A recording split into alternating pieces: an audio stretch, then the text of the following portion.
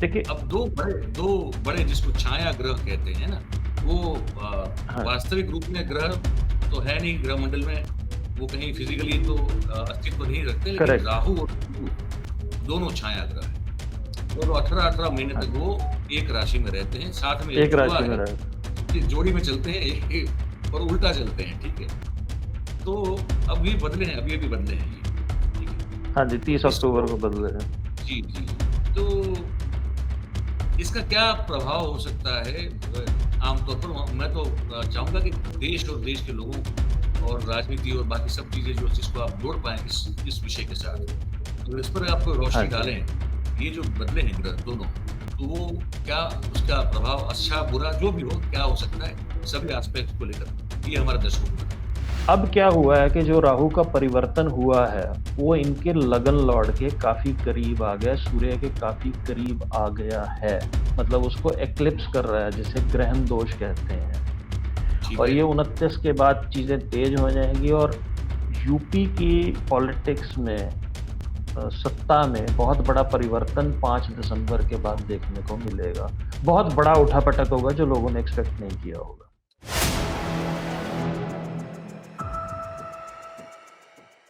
दोस्तों नमस्कार, 4 पीएम गुजरात पर आप सभी का बहुत-बहुत स्वागत है। मैं हूँ आपका दोस्त मयूर जानी। दोस्तों, देश में बहुत सारी घटनाएँ हो रही है, ठीक है? अब एक तेलंगाना का चुनाव जो है वो बाकी है। उसमें अब जब वोटिंग की जाएगी उसके बाद 3 दिसंबर को जो है वो मतगणना की जाएगी और उसके बाद जो परिणाम आएँगे वो हम सबके सामने होंगे। आप सब जानते हैं कि हमारा जो 4 पीएम न्यूज़ नेटवर्क है, उसमें हमारे जो संजय भाई हैं वो भी राजीव नारायण जी के साथ एक ज्योतिष का कार्यक्रम करते हैं और राजीव जी की बहुत सारी भविष्यवाणियाँ और उसको लेकर बहुत चर्चा भी है। पर हम आपको ये भी बताना चाहते हैं कि हमने भी जो है कुछ मेरे ख्याल से 6 महीने पहले एक ऐसी चर्चा की थी। एक बहुत ही अच्छे विद्वान ज्योतिष हैं संजय चौधरी साहब, उनसे की थी। और उस कार्यक्रम को भी को जो है उसको भी बहुत आप लोगों ने प्यार और स्नेह दिया था। आज मैं उनको वापस अपने साथ बातचीत करने के लिए लेके आया हूँ।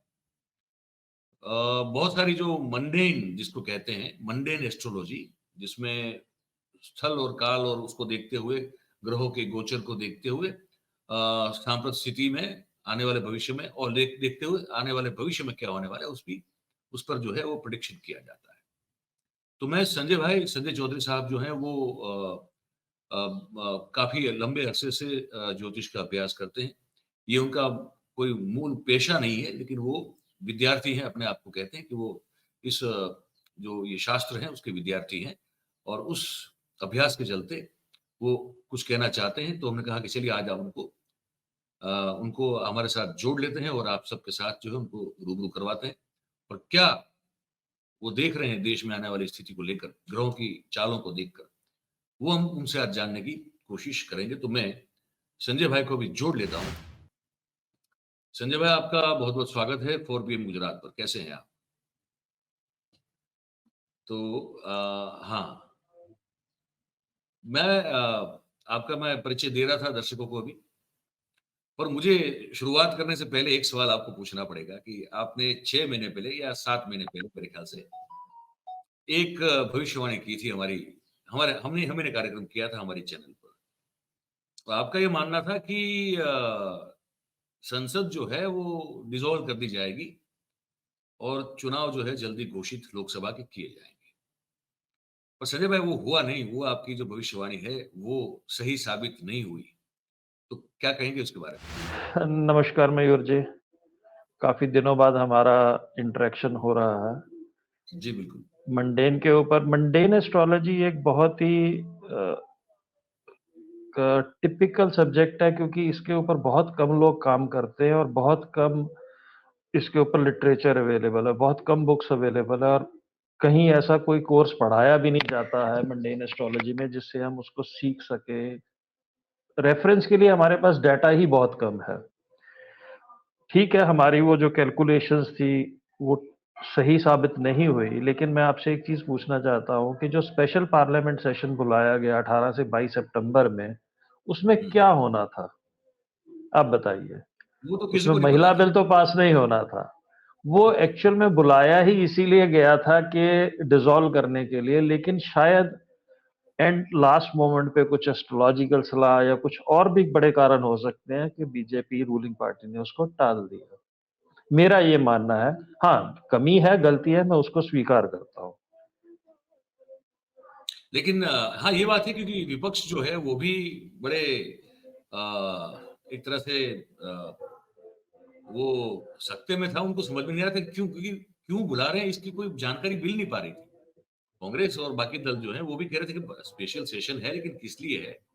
तो वो एंड तक जो है मतलब कुछ कुछ घंटों या तो कुछ दिन 1 या 2 दिन पहले कुछ पता चला था, उससे पहले किसी एक को दिन पता पहले नहीं। पता इवन हाँ, होने के बाद भी जो एनालिस्ट हैं, पॉलिटिकल एनालिस्ट हैं, वो भी समझ नहीं पा रहे कि सिर्फ इसी काम के लिए बुलाया गया था। जी, जी, जी। वो उन्होंने तो लास्ट चलिए, मोमेंट पे कुछ चेंजेस करे। तो ये भी है, तो दर्शकों को ये भी हमारा पूछना हमारा कर्तव्य है क्योंकि हमही ने इनके साथ बिल्कुल कार्यक्रम ठीक है, किया, बिल्कुल। पूछना हमारी ज़िम्मेदारी हाँ जी, हाँ बनती जी। है। और ये भी सच है कि इस तरह से जैसे आपने देखा तो उनके भी कोई ज्योतिष सलाहकार होंगे तो उन्होंने भी देखा होगा कि ये गलती शायद ना बिल्कुल। करे तो अच्छी बात है, और शायद हाँ, उन्होंने उनकी उनको बात। काफ़ी भारी पड़नी थी और ये गलती अभी आप देखेंगे जो ये चुनाव के रिज़ल्ट्स आएँगे 3 दिसंबर को, तो उनका बहुत बड़ा डिप आएगा। बहुत बड़ा डिप आएगा जो लोगों ने प्रेडिक्ट सोचा भी नहीं होगा वैसा डिप आएगा। तो अब शुरुआत करते हैं संजय भाई हाँ जी। कि देखिए। अब 2 बड़े जिसको छाया ग्रह कहते हैं ना, वो हाँ, वास्तविक रूप में ग्रह तो है नहीं ग्रह मंडल में, वो कहीं फिजिकली तो अस्तित्व नहीं रखते, लेकिन करेक्ट। राहु और केतु दोनों छाया ग्रह हैं। और 18-18 महीने हाँ तक जी, वो एक राशि में रहते हैं, साथ में एक एक जुड़वा राशि में है, रहता है। मतलब ये जोड़ी में चलते हैं और उल्टा चलते हैं, ठीक है? तो अब ये बदले हैं, अभी-अभी बदले हैं ये, ठीक है? हाँ जी, तो 30 अक्टूबर इसको को बदले हैं। जी, जी, जी। तो इसका क्या प्रभाव हो सकता है आमतौर पर? मैं तो चाहूँगा कि देश और देश के लोगों और राजनीति और बाकी सब चीज़ें जो जिसको आप जोड़ पाएँ इस विषय के साथ, अगर इस पर आप कोई हाँ रोशनी जी। डालें, ये जो बदले हैं ग्रह दोनों, तो वो क्या उसका प्रभाव अच्छा, बुरा जो भी हो, क्या हो सकता है? सभी एस्पेक्ट्स को लेकर, ये हमारे दर्शकों को बताइए। सर ऐसा है, आज जो मैं डिस्कस करने जा रहा हूँ राहु केतु को लेके, ये मेरी कुछ एक स्टडी है, मैंने कुछ कंपाइल किया है पास्ट के ऊपर। जी, फ्यूचर की शायद हम इस पे बात नहीं करेंगे आज, लेकिन ये काफ़ी मेहनत वाला काम किया है मैंने अपने हिसाब से और काफ़ी समय लगा है इसमें और काफ़ी इंटरेस्टिंग है ये। जो ज्योतिष से लोग प्यार करते हैं, जो इसको समझते हैं, वो इसको डेफ़िनिटली एप्रिशिएट करेंगे। सब जानते हैं कि राहु केतु कुछ छाया ग्रह हैं। छाया ग्रह का मतलब वो कोई फिज़िकल अपीयरेंस नहीं है उनकी। जहाँ पे अपना अर्थ और मून का ऑर्बिट जी, अपना वो इंटरैक्ट करता है। मैंने आपको एक ग्राफ़िक भी भेजा, वो भी आप लगा सकते हैं उसमें। उन 2 पॉइंट्स को, एनर्जी पॉइंट्स को, एक को राहु और एक को केतु कहा जाता है। जी, जी। और आपस में अगर आप देखेंगे किसी भी कुंडली में वो हमेशा ही 180 डिग्री पे ही रहते हैं। जी, जी, जी। 180 डिग्री पे रहते हैं, हम एक की कैलकुलेशन करते हैं, उसमें 180 डिग्री प्लस करते हैं और दूसरे की कैलकुलेशन आ जाती है। जी। राहु और केतु प्लैनेट ना होते हुए भी ये हमारी हुँ, लाइफ में बहुत ही ज़्यादा उथल-पुथल लेके आते हैं, बहुत ज़्यादा, जो जी, आप सोच भी नहीं सकते।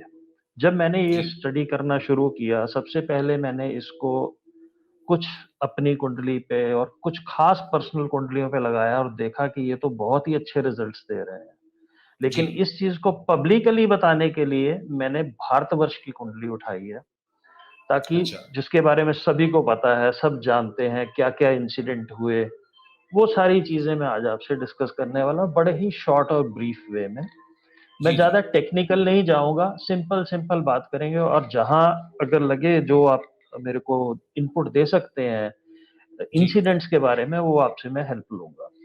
जी, ठीक है जी? इंडिया के जी, फाउंडेशन चार्ट को हम लेते हैं जी 15 अगस्त 1947 का, ठीक है जी, जी? तो उसमें क्या है, लगन जो बना है टॉरस लगन, वृषभ लगन बना है और लगन में ही राहु है और ऑपोजिट घर वृश्चिक राशि में स्कॉर्पियो जी, में केतु है। राहु 5 डिग्री का है और कृत्तिका नक्षत्र में और केतु अनुराधा नक्षत्र में है, वो भी 5 डिग्री का है। मैंने बताया कि जी, डिग्री वाइज़ वो बिल्कुल सेम रहेंगे। जी तो ये पोजीशन थी at the time of formation of India. एक और जी चीज मैं बताना चाहूंगा, किसी के लगन में भी जब राहु आता है तो वो फोटोजेनिक जरूर होता है। जी तो इंडिया के लगन में राहु है तो इंडिया भी बहुत ब्यूटीफुल कंट्री है, फोटोजेनिक है, इसमें कोई भी दो राहे नहीं। जी अब हम बात करते हैं ट्रांजिट्स की, जहां से आपने कार्यक्रम शुरू किया।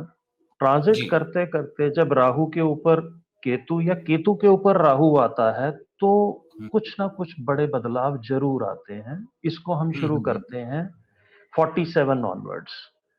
जी 47 के बाद पहला बदलाव आया जी नवंबर 1956 में, जब ये ऑपोजिट हो गए आपस में। मतलब राहु ट्रांजिट करते करते केतु पे आ गया और केतु ट्रांजिट करते करते राहु पे आ गया, सेम डिग्री वाइज। जी चार्ट तो इस समय बन गया उस समय का स्नैपशॉट, लेकिन ग्रह चलते रहे। अच्छा एक चीज और बताऊं, राहु और केतु हमेशा उल्टा चलते हैं, रिवर्स में चलते हैं। जी बिल्कुल तो ये 19 नवंबर 1956 में आए, केतु टॉरस कृत्तिका नक्षत्र पे आ गया और राहु स्कॉर्पियो अनुराधा नक्षत्र में आ गया। जी तो पहली नवंबर 1956 को हम लोग as a state foundation day बनाते हैं। उस समय वेरियस स्टेट्स फाउंड हुई थी, मध्य प्रदेश, कर्नाटका, छत्तीसगढ़, केरला, आंध्र प्रदेश, तमिलनाडु, पंजाब और हरियाणा। जी दिल्ली, लक्षद्वीप, अंडमान निकोबार, पांडिचेरी और चंडीगढ़ ये यूनियन टेरिटरीज थे। दिल्ली तो बाद में स्टेट जी बना। जी तो ये पहला बदलाव संवैधानिक रूप से किया गया नवंबर 56 में। ठीक है जी जी। इसके बाद हम आते हैं जब राहु केतु दोबारा से वापस आए अपनी सेम कृतिका नक्षत्र और अनुराधा में, मार्च 1966 में। जी मार्च के पहले हफ्ते में ही, अगर अब जिसने हिस्ट्री अच्छी तरह से पढ़ी हो, तो इंडियन एयरफोर्स ने बॉम्बिंग करी थी मिजो नेशनल फ्रंट अपराइजिंग के ऊपर। ऑपरेशन जी जेरिचो शुरू हुआ था और नॉर्थ ईस्ट में बहुत बड़ी प्रॉब्लम हुई थी और वो काफी जी देर तक चलती रही थी। जी और आईएफ ने बॉम्बिंग करी थी 5 मार्च 1966 को। ऑलमोस्ट उसी दिन या उसके आसपास same degree wise Rahu Rahu coincide किए थे। जी ठीक है जी। जी इसके अगले वाले जो ट्रांजिट्स हैं वो तो सर बहुत ही ज्यादा खतरनाक है। अगला अच्छा ट्रांजिट हुआ जून जुलाई 1975 में। केतु जी ओके महाराज कृत्तिका नक्षत्र में आए और राहु जी महाराज स्कॉर्पियो अनुराधा नक्षत्र में आए। जी जून जुलाई में इसलिए कह रहा हूं कि जून का एंड था, जुलाई शुरू होने वाला था, और 25 जून 1975 को नेशनल इमरजेंसी डिक्लेयर हुई थी। जी ठीक है सर। जी बिल्कुल राहु केतु इतने पावरफुल हैं कि जब जब आते हैं, मैंने पहले भी कहा, जब जब आते हैं तो वो करते हैं। उसके बाद इससे अगला जो इंसिडेंट हुआ वो तो और भी ज्यादा खतरनाक था। जी अक्टूबर 84 में हुआ। राहु हम्म आया कृत्तिका नक्षत्र में और केतु आया अनुराधा नक्षत्र में, और 31 अक्टूबर 1984 को इंदिरा जी गांधी जी की हत्या कर दी गई। उसके बाद जो जी हुआ वो तो सब जानते ही हैं। जी इसके बाद जो भी अभी तक हुए हैं 2021 तक, वो थोड़े माइल्डर हुए हैं। माइल्डर इन द सेंस कि उनके इम्पैक्ट इतने नहीं रहे हैं, लेकिन इम्पैक्ट हुए हैं क्योंकि हमारी भारतवर्ष की जो दशा है वो थोड़ी बढ़िया चल रही थी। जी coming back to the topic, October 84 के बाद जन फेब 1994 में ये दोबारा उसी पोजीशन पे आए, ट्रांजिट करते करते। केतु जी मार्ग कृतिका नक्षत्र में और वो स्कॉर्पियो नक्षत्र में, अनुराधा नक्षत्र में, स्कॉर्पियो राशि में। जी 27 जनवरी 1994 को कुपवाड़ा में मास्केयर हुआ था। आर्मी ने फायरिंग करी थी, पुलिस ने फायरिंग करी थी। 27 civilians were killed and Indian army was accused on international level. बहुत ही कंट्रोवर्शियल चीज रही। J&K को कंट्रोल करना इसके बाद काफी मुश्किल हो गया था। जी आप इसके बारे में कुछ बता सकते हैं मयूर जी? मैं जब वो घटना हुई थी तो मैं कॉलेज के अपने शायद कॉलेज अभी उस समय पास आउट की थी मैंने शायद 94 की बात जब वो कर रहे हैं। हाँ जी। और क्योंकि मुझे पढ़ने पढ़ने का शौक बहुत था, मैं आज भी वो पढ़ता रहता हूँ, तो मैं जानकारी है मतलब न्यूज़ और सांप्रत और करंट अफेयर्स को लेकर तो और मैं सौराष्ट्र के एक छोटे से कस्बे में उस समय रहता था, तो रिमोट करेक्ट। एरिया है। हम्म। तो बड़ा मुझे मतलब डिफेंस को लेकर, पॉलिटिक्स को लेकर, और मैं यूथ पॉलिटिक्स में और यूथ एक्टिविटीज में काफी एक्टिव था उस समय। तो मुझे हाँ जी, बड़ा हाँ जी। वो शौक लगा था as a very very young person, एक युवा के नाते, करेक्ट। कि मिलिट्री, हमारी आर्मी पर कैसे कोई आरोप लग सकता है, या इतना कंट्रोवर्सी आर्मी को लेकर कैसे हो सकता है? क्योंकि आर्मी जो है वो एक, तब तक तो ये समझ थी, और मैं खुद एक्चुअली आर्मी ज्वाइन करना चाहता था, मैं आपको ये भी बता दूं। अच्छा। और हाँ हाँ हाँ, ये था उस वक्त मन में, तो पर वो खैर हो नहीं पाया। वो पता चला, मैं गया भी था सिलेक्शन में, मैं 12th के बाद तुरंत गया था। मुझे ऐसा नहीं था कि मुझे ठीक। वो एनडीए पास, ऐसा कुछ नहीं, मुझे वो जुनून था कि मुझे जाना है जज्बा फौज में। था आप में। ठीक। जज्बा था वो, लेकिन ये तो काफी फिर इनफेमस इंसिडेंट है, इसके ऊपर काफी लोगों ने बहुत कुछ लिखा हुआ है, आपको तो इंटरनेट पे वो फिर मिल मुझे उस जाएगा। समय काफ़ी शॉक लगा था कि ऐसा कैसे हो सकता है कि आर्मी इस तरह से हाँ डिफेम हो जी। जाए। जी। इसके बाद अगला ट्रांजिट आया जी जून 2003 में। राहु जी महाराज भाई कृतिका नक्षत्र और वो अनुराधा नक्षत्र में केतु जी गए। 22 जून 2003 को वाजपेयी जी चाइना गए और वहां पे जाके उन्होंने कंसीड किया कि जो तिब्बत है वो चाइना का पार्ट है, और चाइना ने मान लिया कि सिक्किम हमारा पार्ट है। ये एक मेजर शिफ्ट था हमारी फॉरेन पॉलिसी में, इससे पहले ऐसा कभी कुछ हुआ नहीं था। इसके बाद सेम पोजीशन बनी जाके ट्रांजिट में सितंबर 2012 में। 2012 में जब ये पोजीशन बनी, तो उस समय वही नॉर्थ ईस्ट में असम वायलेंस क्रैकडाउन हुआ और काफी प्रॉब्लम हुई थी असम में नॉर्थ ईस्ट में लेके मुस्लिम इंसर्जेंसी और काफी चीजों को लेकर। मैंने ये नोट किया कि जब जब राहु केतु आए हैं तो जो हमारे बॉर्डर एरियाज हैं उन पे प्रॉब्लम बढ़ जाती है, चाहे वो जे&के है चाहे वो नॉर्थ ईस्ट है। इसके बाद लेटेस्ट हुआ जनवरी 2022 में, ये तो सभी को याद होगा। राहु जी महाराज पहुंचे कृतिका में और केतु जी अनुराधा नक्षत्र में, और 1 जनवरी 2022 को ही पहुंचे। और उसी दिन ही वैष्णो देवी में भगदड़ मची थी और सेलिब्रेट हुआ 12-15 था। लोग मारे गए थे। हाँ, काफी भगदड़ हुई थी।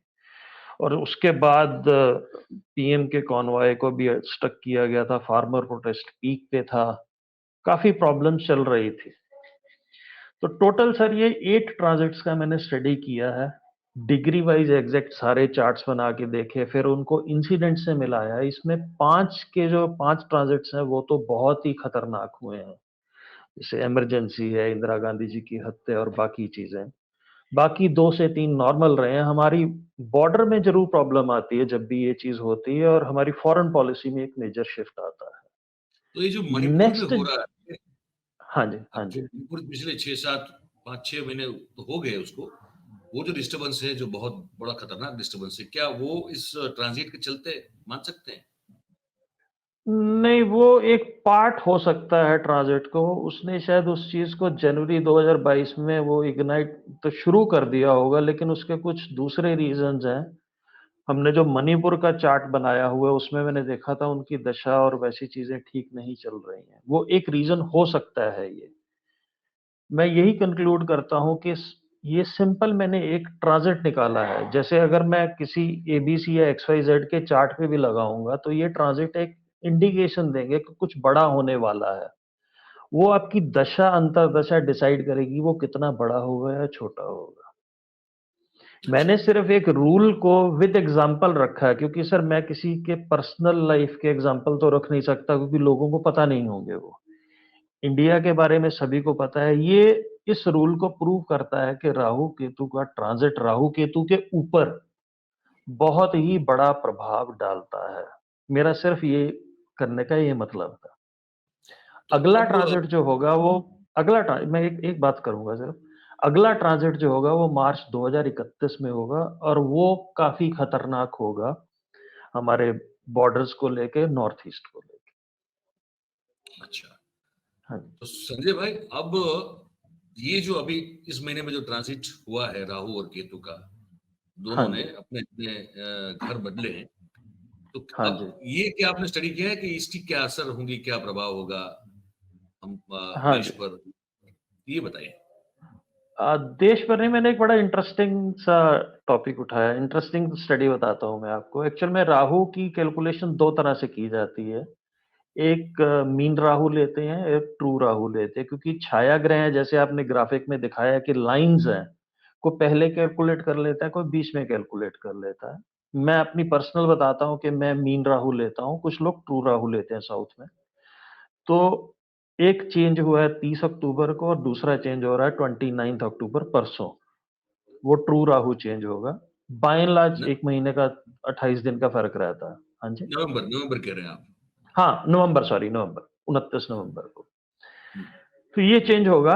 चेंज होने के बाद क्या होगा, मैंने अगर आपको याद हो उत्तर प्रदेश की राजनीति के ऊपर मैंने कुछ स्टडी किया है। उत्तर प्रदेश की ओथ टेकिंग जो हुई थी 2022 में 25 मार्च 2022 3 बज के 21 मिनट शाम के लखनऊ में हुई थी। और उस समय का चार्ट मैंने जो कास्ट मैं सर हर चीज़ को ना वो रिकॉर्ड करके अपने मंडेन के लिए रखता हूँ। जी। सिंह लगन का चार्ट बना था और उस समय राहु जी महाराज टॉरस में थे और हुँ, जो सिंह लगन का अधिपति सूर्य है, सन है, वो 8वीं घर में था, उत्तराषाढ़ नक्षत्र में, हुँ, मीन राशि में। अब क्या हुआ है कि जो राहु का परिवर्तन हुआ है, वो इनके लगन लॉर्ड के काफ़ी करीब आ गया, सूर्य के काफ़ी करीब आ गया है। मतलब उसको एक्लिप्स कर रहा है, जिसे ग्रहण दोष कहते हैं। ठीक और है। ये 29 के बाद चीज़ें तेज़ हो जाएँगी और यूपी की पॉलिटिक्स में सत्ता में बहुत बड़ा परिवर्तन 5 दिसंबर के बाद देखने को मिलेगा। बहुत बड़ा उठा-पटक होगा जो लोगों ने एक्सपेक्ट नहीं किया होगा।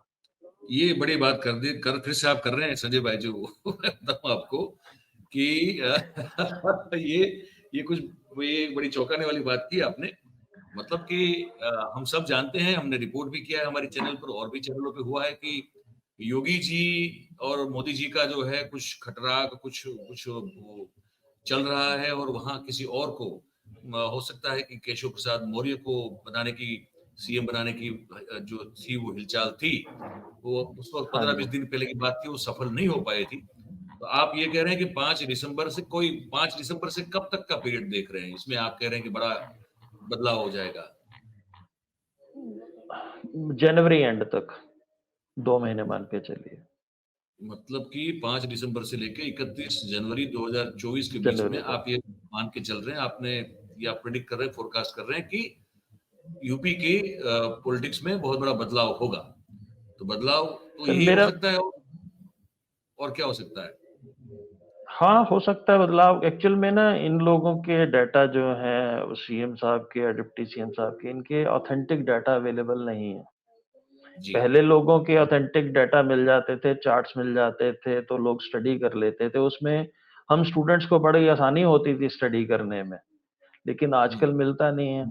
तो हम मंडेन का उठाते हैं, इसलिए मैंने कहा ना कि मैंने जो पहला शुरुआत करी कि राहु केतु का ट्रांज़िट क्या प्रभाव डालता है, वो हुँ। हमने देखा कि हिस्ट्री में ऐसा हो रखा है। कोई भी बंदा उसको चार्ट बना के और उसको स्टडी कर सकता है कि ऐसा-ऐसा हुआ। या अपने चार्ट को आप भी देख सकते हैं, आपके जहाँ पे आपका राहु केतु जब-जब वो आए होंगे, कुछ ना कुछ लाइफ में आपके हुआ होगा।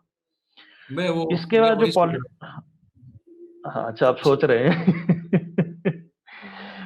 सिमिलरली जी। ओथ टेकिंग चार्ट में जब लगन लॉर्ड के ऊपर राहु आया, उसको ग्रस रहा है, तो वो उसको स्टेबल नहीं रहने देगा। कैबिनेट रिशफल बहुत बड़े लेवल का हो सकता है, शायद सीएम भी बदले जा सकते हैं। ये अब उनके इंडिविजुअल चार्ट्स पे डिपेंड करता है, लेकिन बदलाव तो 101% आएगा ही आएगा। चलिए। अच्छा, अब ये जो 5 राज्यों के चुनाव के परिणाम आने वाले हैं 3 दिसंबर को, तो हाँ उसका जी। भी कुछ स्टडी आपने किया होगा। हाँ, मैंने एक आर्टिकल लिखा था, मेरे हिसाब से मतलब मणिपुर को तो छोड़ देते हैं, वहाँ तो बीजेपी प्रचार मिज़ोरम को करने छोड़ ही नहीं दीजिए, गई है। मिज़ोरम मिज़ोरम को मिज़ोरम सॉरी को। हुँ, हुँ। तो जो 4 में से 3 तो सत्ता बदलेगी, मतलब 3 में सॉरी कांग्रेस आएगी और 1 में तेलंगाना में पेच फँसेगा, हंग पार्लियामेंट आ सकती है। हंग असेंबली सॉरी। मतलब आप ये कह रहे हैं कि बीजेपी ना छत्तीसगढ़, ना एमपी, ना राजस्थान राजस्थान में भी नहीं बीजेपी? राजस्थान में भी नहीं। अच्छा, और तेलंगाना में ये बीआरसी और कांग्रेस के बीच में पेच फँस सकता है, ये कह रहे हैं आप। हंग असेंबली बनेगी, हाँ जी। तो वहाँ उसके किसी की बाद क्या जोड़-तोड़ बनेगी वो तो सर बाद की बात है, लेकिन एक्चुअल में क्या है, जिस दिन की वोटिंग होता है उस दिन का चार्ट्स बनाते हैं। 30 प्लस तारीख की स्टेट का होनी है। चार्ट देख लेते हैं। हाँ, 30 तारीख का चार्ट बना के उसको स्टडी कर लिया जाता है कि जो रूलिंग पार्टी है वो जीतेगी या ऑपोजिशन वाला है वो जीतेगा, तो वहाँ बैलेंस बिल्कुल बराबर लगता है।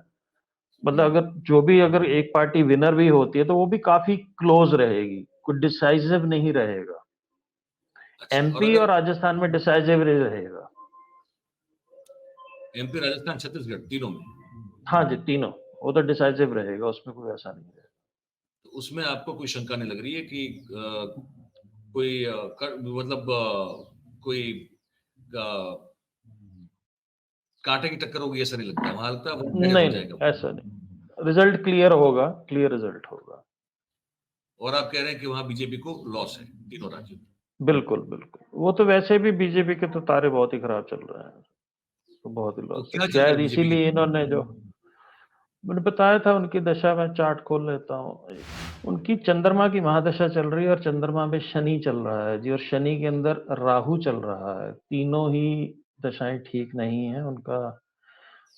6 अप्रैल 1980 का फॉर्मेशन चार्ट है, और जी ये उनका जो है ये 6-9 से चला और 1-12 तक है, तब तक तो सारी वोटिंग हो जाएगी। जी।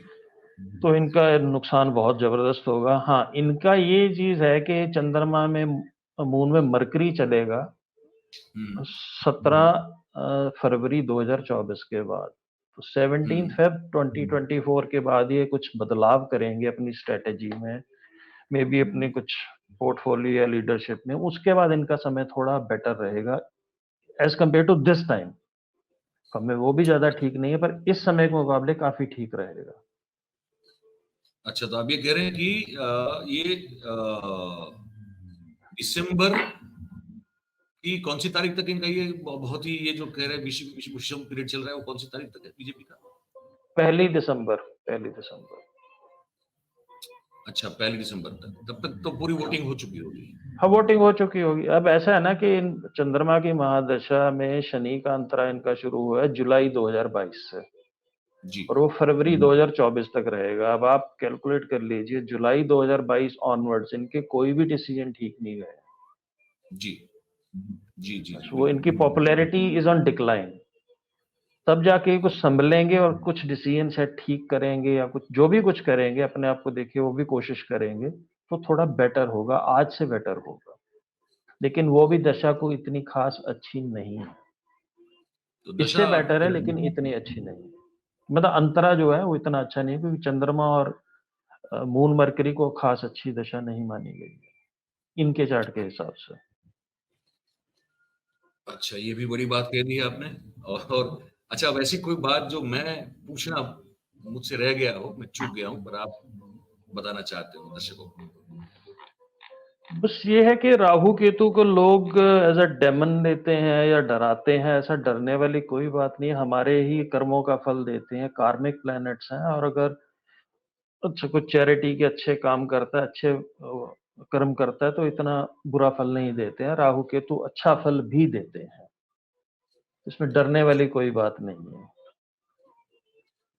बड़ी अच्छी जानकारी दी आपने संजय भाई आज हमारे दर्शकों को, और इसी तरह से आपसे बात करते रहेंगे, और इस प्रेडिक्शन पर भी मैं जो है आपसे बात करूंगा फिर जब डेफिनेटली डेफिनेटली।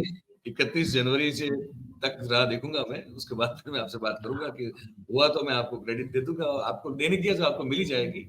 और तो कोई बात नहीं, कोई बात ये बहुत बहुत धन्यवाद, आप हमारे साथ जुड़े और नहीं। ठीक है आपने सर, अच्छी धन्यवाद। जानकारी है ज्योतिष, मंडेन ज्योतिष को लेकर हमारे दर्शकों को दी, तो आपका बहुत बहुत धन्यवाद है। और अब जो है दोस्तों, हम इस कार्यक्रम को समाप्त करने जा रहे हैं, पर दो तीन बड़ी बड़ी बातें कही है संजय चौधरी साहब ने। उन्होंने कहा, एक एक तो उन्होंने वो पूरा समझाया, वो उनका जो स्टडी था वो बड़ा इंटरेस्टिंग था, कि राहु केतु जब वो पर्टिकुलर नक्षत्र में आते हैं, हर मेरे ख्याल से 10 साल का पीरियड था वो, तो उसमें क्या क्या चीजें होती है। दूसरा जो उन्होंने बड़ा महत्वपूर्ण कहा वो ये है कि 5 दिसंबर से 31 जनवरी के बीच में उत्तर प्रदेश की राजनीति में, और जो सत्ताधारी पार्टी, मतलब जो सरकार बनी हुई, वहां पे बहुत बड़ा बदलाव जो है वो होगा, और कुछ इतना जबरदस्त होगा कि कुछ जो है वो पूरे देश में, और यूपी का राजकारण और उसके उससे चलते हुए देश का राजकारण भी प्रभावित हो सकता है। उस उथल-पुथल होगी कुछ बड़ी, ये कहा है। और दूसरा कहा कि 3 राज्यों में तो कांग्रेस उनको आती हुई दिखाई दे रही है। तेलंगाना में उनको लगता है कि पेच शायद फंसेगा, किसी को क्लियर मेजॉरिटी ना मिले, और मिले तो भी बहुत ही एकदम, जिसे कहते हैं ना पतली, एकदम स्लिम, थीन, वैसी मिलेगी, ये कहना है उनका। अच्छी बात है। अब हम लोग देखते हैं कि आने वाले दिनों में क्या होता है। भारतीय जनता पार्टी की जो खुद की उनकी जो दशा है, उस पर भी उन्होंने बात की, खुल के बात की। तो अब आपको ये कार्यक्रम कैसा लगा? आप सब जो हैं वो कमेंट करके हमको लिख के बताइएगा। तो बात अगर आपको हमारी पसंद आ रही हो, अच्छी लग रही हो, तो फिर इस वीडियो को लाइक करें। इस वीडियो की लिंक को हो सके उतना शेयर कीजिए, और हमारी जो चैनल है 4 पीएम गुजरात, उसको आप सब्सक्राइब करें और अपने आसपास के लोगों से करवाएं। बहुत बहुत धन्यवाद करते हैं आप सभी का, जो इस कार्यक्रम में हमारे साथ जुड़े। Thank you very much. नमस्कार।